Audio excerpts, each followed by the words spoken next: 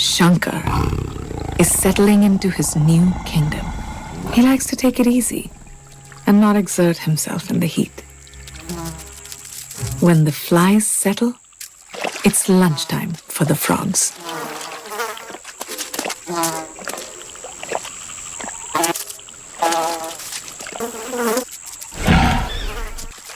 The frogs' hairy island won't stay still forever.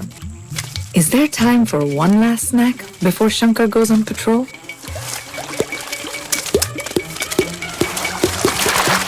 Whoops.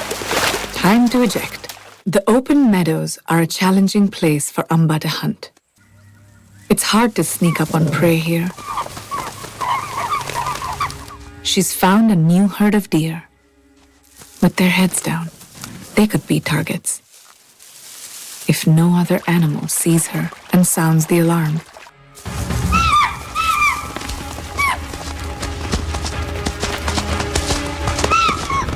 She can't sustain her speed, but she can hear something hiding in the grass. At last, a big male deer that'll feed her for a week. She's ravenous. It's hard to eat enough when the cubs are demanding so much milk. When her little ones start on solids, life will get easier.